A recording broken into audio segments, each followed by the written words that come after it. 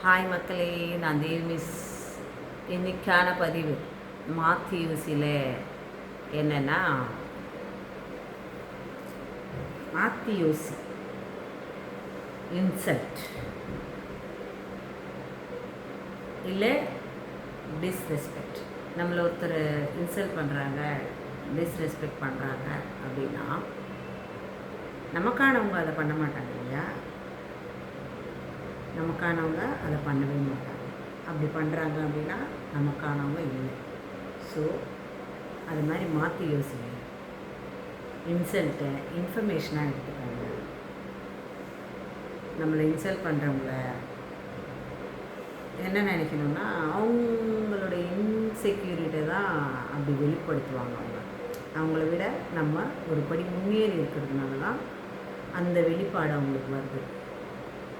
சரிங்களா? இவங்களை எப்படி மட்டம் தட்டலான்றது தான் 4 பேர் எதிர்க்க நம்ம இன்சல்ட் பண்ணிக்கிட்டே இருப்பாங்க. அவங்க இவங்க வந்து நின்றாங்கன்னா என்னால் அங்கே ஷைன் ஆக முடியாதே அப்படின்ற ஒரு இதுவில் தான் அவங்க என்ன பண்ணுவாங்கன்னா, இவங்க வந்து நின்னாங்கன்னா நான் ஷைன் ஆகிட்ட மாட்டேனே, என்னை விட ஒரு ஒரு ஒரு ஒரு விஷயத்தில் இவங்க அதிகமாக இருக்காங்களே அப்படின்னு அவங்களே புவர் ஜட்ஜ்மெண்ட் பண்ணிக்கிட்டு இன்ஃபீரியரை ஃபீல் பண்ணிவிட்டு நம்மளை இன்சல்ட் பண்ணுவாங்க. ஸோ நம்ம என்ன பண்ணணும்னா, அதை புரிஞ்சுக்கிட்டு அதை இன்ஃபர்மேஷனாக எடுத்துக்கிட்டு ஏன் நம்ம அவங்களுக்கு அந்த இன்செக்யூர் ஃபீலிங்கை நம்ம கொடுக்கணும். ஜஸ்ட் மூவ் ஆன், அவ்வளோதான். மூவ் ஆன் பண்ணிக்கிட்டே போயிடணும். சரிங்களா? இன்னொன்று, அதை ஊண்டாகவே எடுத்துக்காதீங்க. நீங்கள் ஊண்டாக எடுத்துக்கிறீங்க. அதை ஊண்டாக எடுத்துக்கிட்டால் தான் நம்மளுக்கு கவலை. ஊண்டாக எடுத்துக்காம